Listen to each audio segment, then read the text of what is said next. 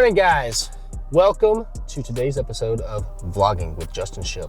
Just kidding. But guys, we are gonna do things a little bit different today. We're gonna do like a vlog style video day today, kind of showing y'all what one of my days looks like. So right now we're actually on our way to Dallas, Georgia, where we got a couple of lots out there that we purchased a while back, and we're gonna go check on them, kind of see where the process is with them. One of them's about to start. We've already started on one a couple weeks ago. Now we got one that we're forming up right now, getting ready to pour a slab today. We also have another one that we're getting ready to pour a foundation today. And then we have another lot that we're subdividing into two lots, and we're waiting on a soil test to get back so we can put two houses there. So we're basically gonna drive around to a couple of these lots we got, check in on them. Basically, I'll show y'all kind of where we're at with them. In addition to that, I do want to talk about a couple of things that related to basically the buying of the lot. So I've had a lot of people reach out to me lately wanting to get my input on different lots and, hey, would you buy this? Would you buy that? So I kind of want to talk about how it is that we evaluate buying land lots. We kind of run land lots the same way we do with buying houses. We evaluate the neighborhood or the area to see kind of what the comps are. How much are those comps selling for? What is the square footage of those comps? And then basically you take ARV, times it by,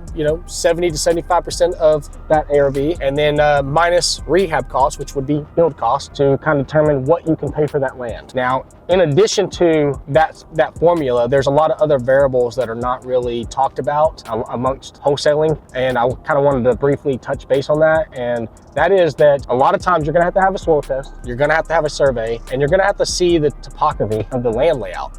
Is there a lot of slopes, hills? Is there creeks on the property? Is there ponds nearby? Is it a floodplain or not? Main road? What is it zoned for? What is the county gonna allow you to do there? What are the setbacks of the property? What are the minimum requirements to build there? There's a lot that goes into building houses that is not talked about.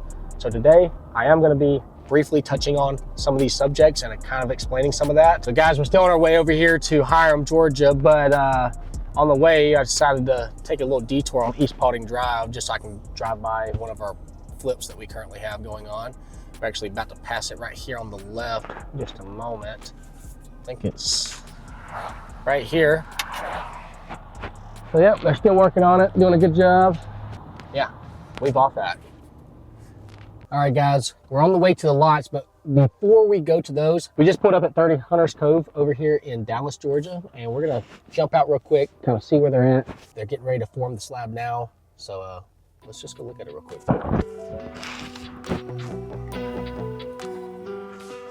Hola!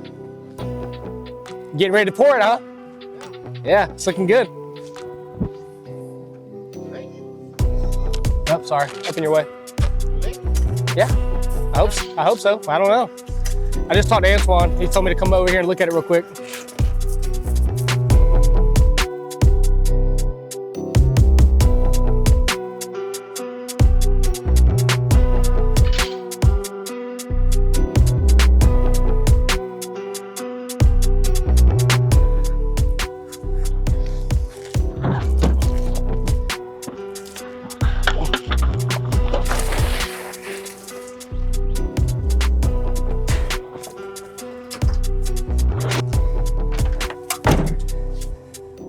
Recording that.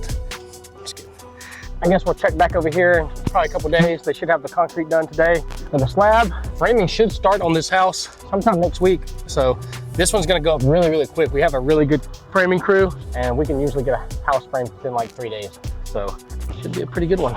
So someone just sent us a Facebook message on business page asking if we buy houses at retail. Guys, we do not buy houses at retail, but we will buy nice houses. We don't always buy fixer-uppers, but we do primarily focus on fixer-uppers. The shittier the houses, those are the ones we want to buy. With that being said, this guy sent us a message about a property over here in Buchanan Highway. It looks like it's listed around retail. For anyone that's wondering, we usually buy around anywhere from 70 to 78% of ARV minus repairs. So depending on the area, we'd pay a little bit higher. If it's a more rural area, it's going to be a little bit lower. So with that being said, with this specific area, probably looking at around a 74, 75% of ARV. This house looks like it's already been fully remodeled or renovated. Basically, whatever they're asking for at retail price, we'd be around 75% of that. So it's usually a lot less than most people are wanting to get an offer on it for like that, but we will buy it. So this one they're asking $375 for. Looks like retail is about $360. realistically, so they're a little bit high. Just for shits and giggles, 375 times 75% of ARV, we'd be around 281. So they're asking 365,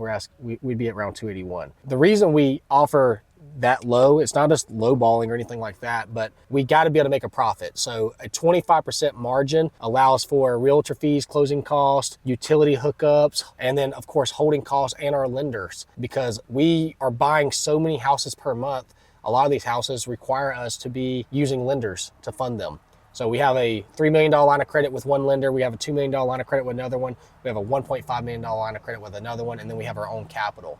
But we're usually going to be using lenders, and it costs us to use the lenders. So we have to be able to make at least a 10 to 12% margin after everything else is paid. Hope that helps. About to order some food at Martin's. You all good? Let me do a bacon, egg, and cheese biscuit. You want anything, man? Nope, that's it. All right, thank you. So anyways, kind of back to what we was talking about specifically with this one house, right?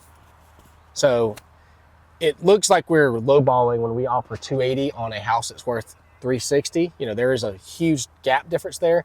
But what you got to realize is, like, when we go to sell this on the back end, you got 3% commission to the realtors, you got closing costs, you got holding costs, utility costs, everything else. When you start adding all these things up, you're talking $30, $40, $50,000 sometimes, how much is going to come off our potential profit. And then we still want to make a return on our money, which, like I said, usually is around 10 to 12% return. So if I'm spending $280,000 on a house, I want to be able to make a 10% return on it. So 28 grand. And if you actually do the math on this, if we was to buy this for 280, pay realtors, pay closing costs, pay utilities, possibly any repairs that may be needed on this one particular house, and then sell it on the back end, we would probably walk around. Oh shit, we might have to edit that out a little bit, but we probably have to walk around. What am I doing? I keep fucking up right there. On this particular deal, we'd probably walk away with a potential $30,000 profit. Anyways, getting tongue tied over here. I done lost my train of thought. Stop recording. Stop recording. Do not post that. Sometimes I feel like my mouth runs faster than what my brain thinks. I'm like, what am I saying? Slow the fuck down. I want to go live. I want to set a day where we go live and have people ask me specific real estate questions, and I just answer them, like just question and answer. Because I feel like a lot of people be texting me out of the blue, just asking me random stuff, and I'm spending a lot of time talking to one specific person about a issue. Thank you. He's like, I'm about to be on YouTube. You are. Luckily, we don't have no followers. I'm just kidding. Speaking of which, everybody needs to go follow our YouTube channel and our TikTok channel. Why the fuck are you not following us?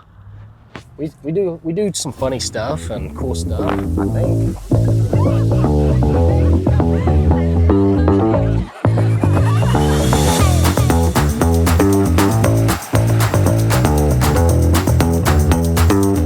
Looks a lot different over here. So guys, we are back over here on Buchanan Highway. This is actually Wheeler Path. So we bought this 1.5 acre tract, had a little shack over here and an old little house that had fallen apart over here. And basically what we are doing is we're splitting this 1.5 acre tract in half, and we're waiting on soil tests to get back so we can find out if the county is gonna allow us to build 2 houses here. So it's right there on the limit of what they allow for this area. Basically, our plan is to build 2 brand new construction houses right here. We are going to be putting 1,400 square foot houses in both spots, and it's gonna look awesome. So great area. You're actually on 3 roads on this one side, because you got Buchanan Highway, then Wheeler Path, and then you got this other road right here on the side. Really cool area and very secluded. And it's actually almost directly across the street from our other Buchanan Highway house that we just completed, the fire damage one that we just did a couple months ago. As you can see, there's been a lot of changes since the last time we came here. We got a pile of wood right here, pile of wood right here. We got to get all these logs hauled off, out of the way, so we can start final grading. We're gonna have to bring in a little bit of dirt and have to move a lot of dirt around, obviously. And then once we get all this stuff cleared the rest of the way, we are gonna be off to the races. We'll be able to knock this stuff out really, really fast. So guys, on this property, we're doing a level 4 soil test on this property so we can make sure that the soil is going to be capable of actually dispersing wastewater from the sewage, from the septic tanks. So that's basically the only thing we're waiting right now, is to get that level 4 soil test back. then we know exactly what we're gonna be able to do over here. And as long as everything goes according to plan, we should be starting on this in like 2, maybe 3 weeks. Guys, I cannot wait to start on this project and show y'all the finished result. It's gonna be amazing. So guys, one thing about this property that I forgot to mention was one of our contractors actually said while he was clearing this property, he found what looks like to be like an old cave, maybe a storm shelter or something. So we're gonna check it out, see what the heck he found. He told us it was over here somewhere. So let's go see what's over here. Not exactly sure, somewhere in this general area. Well, I think we're on top of it. I think it's right here. Yeah, some kind of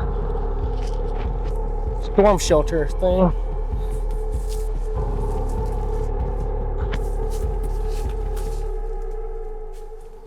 Yep. So just basically a little man cave storm shelter. Anyway, it's kind of cool, I guess. Should we leave it or tear it down? I'm thinking leave it. I think it'd be kind of cool. Anyways, let's get out of here. I thought it was gonna be deeper than that. I did too, and I thought it was like a tunnel or something. I did too. I also wanted a friendly reminder that we are still doing roofs. So I am one of the owners of KAOTIC Roofing and Construction. When you see houses like this that are missing a bunch of shingles, I don't know if y'all can see that on this house or not. We do roofs and we do a great job. So if you know anyone that is looking to get a roof replacement or repair done, give us a call. I'm actually gonna write my number on this real quick and go throw it on their mailbox real quick. So guys, what I do is when I'm driving around these neighborhoods looking at the houses I'm already looking at, I just go ahead and put my number on it on one of these flyers. I just slap it on the mailbox and hope that they call me. So we do got sales guys and they get paid really good, but I'm already out looking around at houses and roofs. Might as well utilize my time a little bit more efficiently. We haven't had no progress on this one in a while. So finally just now got the grading and everything done last week. I think they're getting it. Yep, they're working on it right now. I think, nope, maybe not. But they're supposed to be getting it ready to form today and doing the concrete. Now they got this done, we can drive up in here though. What up, bitches? Oh. It looks a lot different, don't it? All right. So it looks like they've already got all the forming done. So basically how this is gonna get set up is, this is gonna be like a split level house. It's gonna be a basement down here and then the house up here, as far as I'm pretty sure anyway. Could be wrong. Fuck it, I don't know. The contractor picked it out.